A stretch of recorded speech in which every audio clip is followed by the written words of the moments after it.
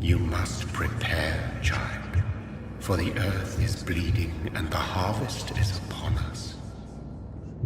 Stay away! Whoever you are! This is no time for petty quarrels, my champion. Can you not hear? The famished queen has awoken.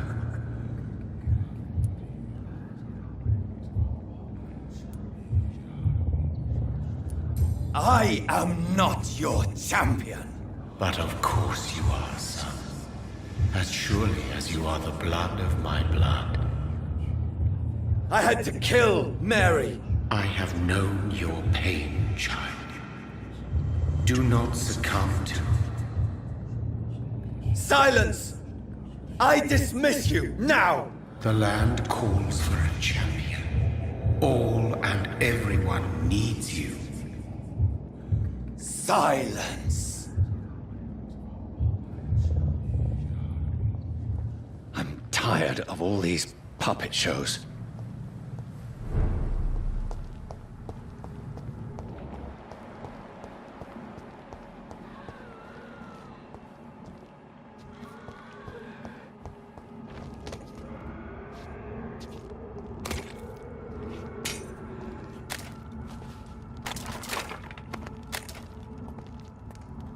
They want war.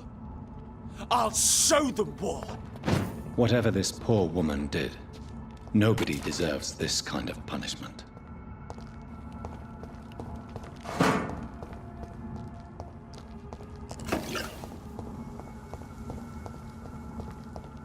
So this is where she lives. What a splendid house.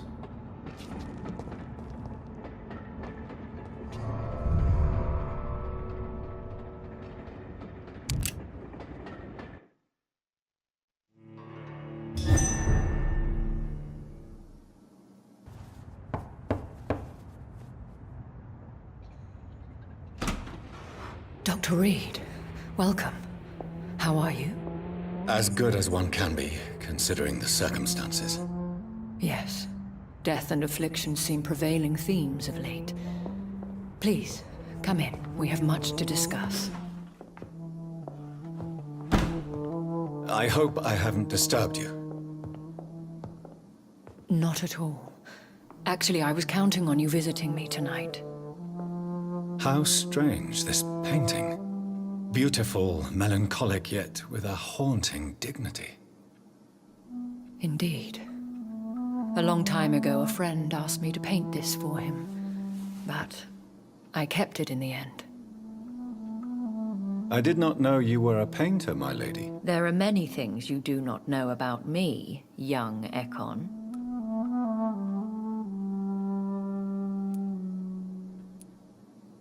Please, call me Jonathan. Please excuse my behavior, Jonathan.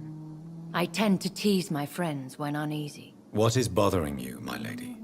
Your letter was quite alarming. We will talk about this in a few minutes. For now, I would like you to tell me about yourself. How have you been since we last met, my friend? My sister Mary. She was made a vampire in the same way I was. She was the one killing all those people everywhere I went. Vengeance is a powerful force for those betrayed. Made vampire through careless error. Victims by surprise.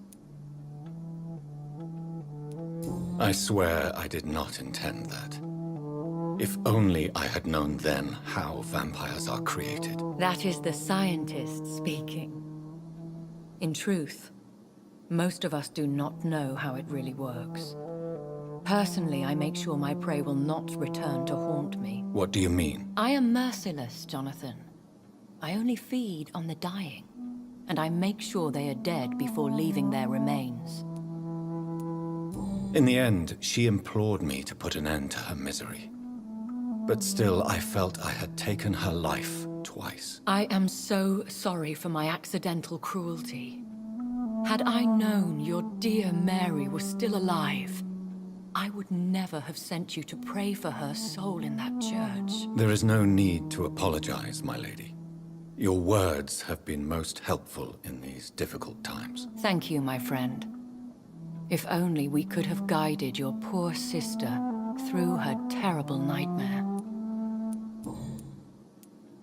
I came to the conclusion that my maker, whoever he might be, must be a powerful vampire. Certainly extremely old. How have you reached this conclusion? He is the only immortal I've seen appear in an ethereal form. His voice, his words seemed ancient. It was disturbing. I am afraid you are right. The simple fact that your blood made Mary such a strong Ekon proves that you must be of ancient lineage.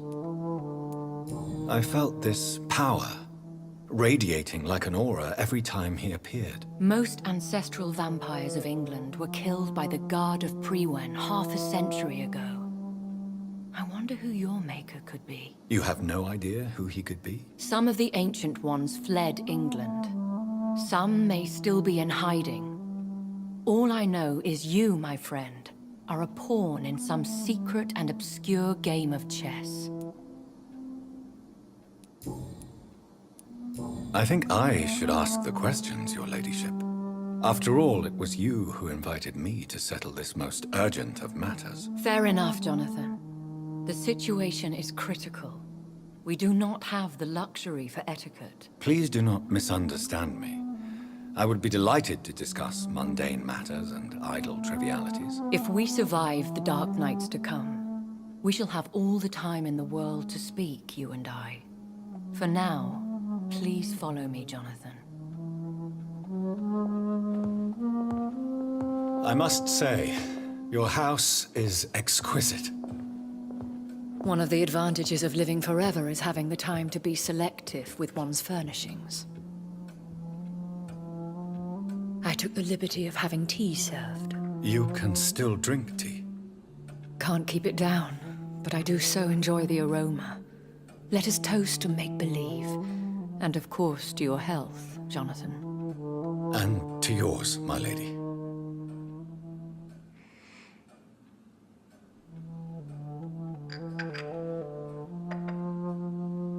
Please, call me Elizabeth.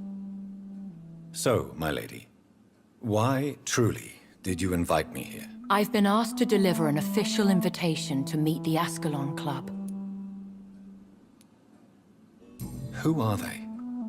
Really? They are the embodiment of vampire law in Britain. Some say they influence the destiny of the Empire. Some believe they merely protect it. How many are they? Only a small number of powerful and deceitful immortals. All of them entangled in a sticky web of shadow cabinets, influencing trade. Will they fight the Guard of Priwen? I doubt it. Fergal was Lord Redgrave's executioner forever and a day. By defeating that beast, you deprived them of a powerful weapon. Why use you to contact me? Because they know we are close. The Ascalon Club has many spies. Their main occupation is gathering information, and then deciding how to use it. Have they threatened you in any way? Not at all. Their message surprised me at first. But it is only logical, considering the critical situation in London. Why not ask for your help? Since you are obviously a powerful and influential immortal yourself. You have to understand that I am invisible to the eyes of Ascalon, for I am a woman. That suits me well, as long as they leave me alone. Should I trust them? Of course not. Do not misunderstand me. They can be very useful, but I believe their long-term goals differ from yours. Why meet them then? Because nothing truly important can be achieved in this city without their consent. They could be powerful allies in this current situation. Should I lie to them? We all lie, Jonathan. It falls to you to choose your behavior. The most important rule is to show them due respect. They have done nothing but impede my investigation since I became known to them. Why would they want to see me now? I guess they now see you as Ascalon material. They must have found out what happened to your sister. Proof of the potent blood flowing through your veins. I'm not sure I can accept their invitation. I have seen their handiwork. How Fergal the Beast imposed the club's law. You have no choice, Jonathan. Even I would not openly defy Lord Redgrave, the chairman of the Ascalon Club. What can you tell me about Lord Redgrave? Who is he? Lord Redgrave is the founder and chairman of the Ascalon Club. Most mortals know him as the Earl of Bristol. He is rich and extremely influential. Have you met him? Only on rare occasions, for he never goes outside the club. And women are not awarded membership, even immortals. How old is he? How long has he been a vampire? Lord Redgrave claims to be the progeny of William Marshall, the most valiant knight who ever lived. If that is true, he could be very old. How powerful is his reach? The Ascalon Club may be the most influential secret society in England. Not all its members are immortals, but they are all very powerful. They are not all immortals. How is that? The club is mainly comprised of political figures who seek the safety and expansion of the Empire. The most loyal are awarded immortality. Any familiar or famous names? As the richest, most relentless British tycoon, Aloysius Dawson is considered ideal Ascalon material and has been watched for years.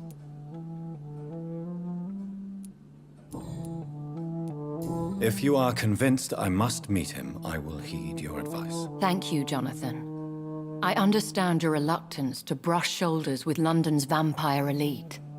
But we have no choice. Is the situation that critical? Yes. The Guard of Prewen has called for a second great hunt of our kind. And they will stop at nothing to eliminate us. Will the Guard of Prewen and the Ascalon Club fight each other? I doubt it. If Prewen really launched a great hunt, I think most of the Ekons I know would flee the country to escape the bloodbath. I think I saw them kill an Ekon on the way to your house. They seem to have a list with names. To launch another great hunt, they must have collected intelligence on vampire identities and whereabouts. They are a resourceful lot. Should we fight back? I will not be hunted down like an animal again. I admire your courage, Jonathan. But the best way to fight them is to put an end to the epidemic. This is the only way to clear the air. What is a great hunt? The first great hunt was launched about 75 years ago. In just a few nights, the Guard of Prewen located and destroyed most of the old British vampires. Why start a second one? Prewen has always seen us immortals as a threat to mankind. My guess is they suspect one or more of us as the cause of the epidemic. How did you survive the first hunt? I fled, Jonathan. Like most vampires who survived that slaughter. And I secretly came back when I was sure they had lost my trail. You should flee then. Leave London, the country even.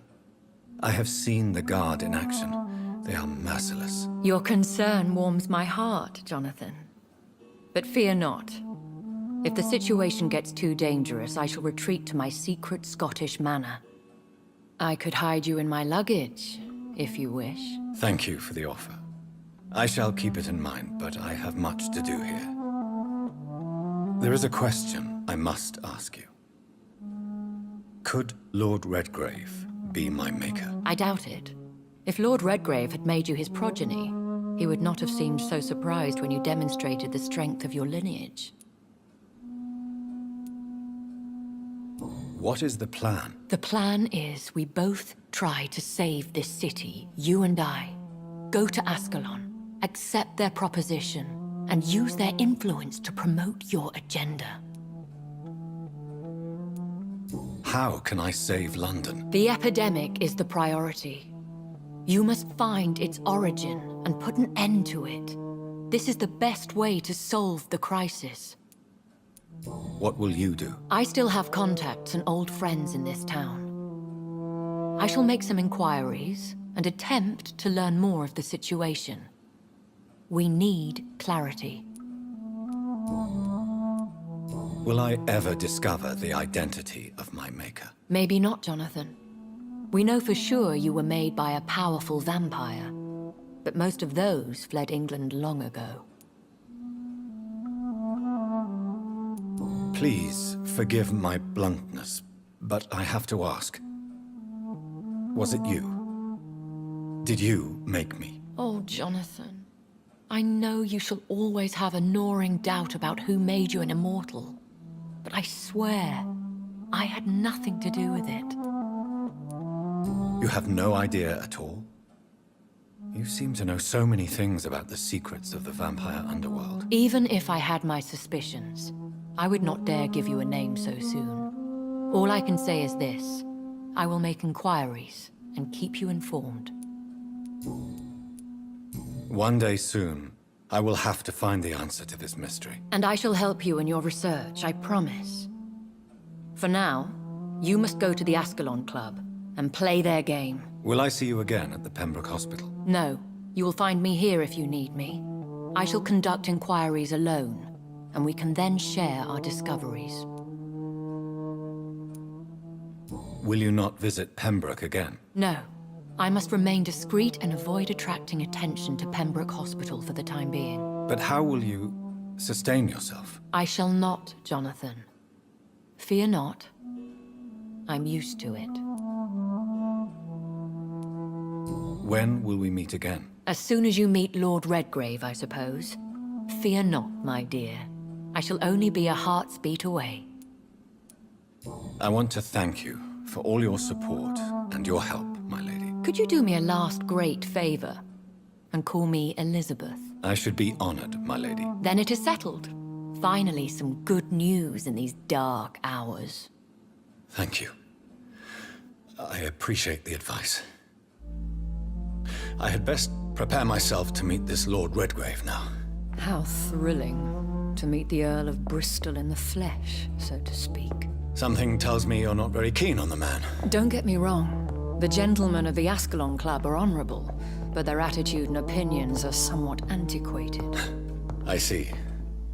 As long as they deny access to female applicants, I will leave them to their antediluvian considerations as to the natural order of things. Jonathan, promise me you'll be careful. Of course. But why the fear in your voice? Look at me, Jonathan. I am. I mean, really look at me, young Ekon.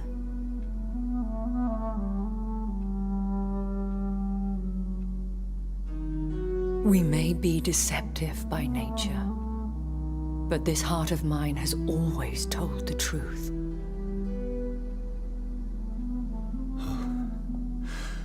Elizabeth. Go, my friend.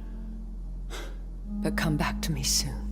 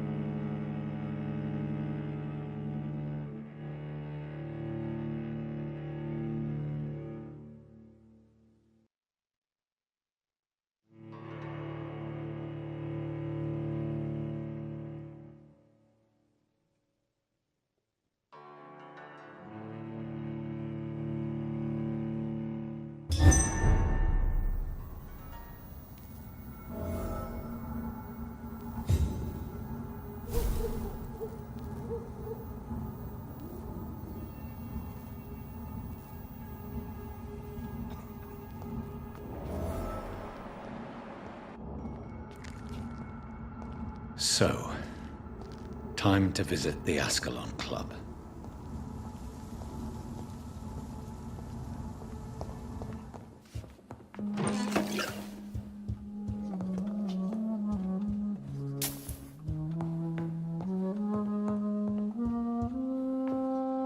Hello again, Jonathan. To what do I owe the pleasure of your visit? Sorry to disturb you again, but could you spare me a few minutes? Of course, my dear. Always a pleasure to speak with you. Concerning your investigation, Yes? are you truly seeking to identify my maker? I cannot promise you anything, but yes. I am conducting some research of my own. Do you think we shall ever see better days? Or at least, better nights? I know not, Jonathan. I have seen some horrid days in my long lifetime. Experience has taught me that one cannot outrun the fates. When all of this is over, the war and the epidemic, we could leave the city for a while. Travel around Europe, you and I. Traveling is always so complicated for us poor creatures of the night. But yes, I would be glad to travel the world with you, my dear. Will you tell me your story one day, Lady Ashbury? One of them, perhaps. I have had so many lives, Jonathan. Eternity may not be enough to relate them all. Do you know if the epidemic has affected many people in the West End? I confess I've been more concerned by events in the East End. The wealthy have more efficient ways of dealing with infection. But this is no common epidemic. That is true. I must tell my daughter to stay at home for a few days. But the girl is stubborn and fiercely independent. Much like her mother. Goodbye, Elizabeth.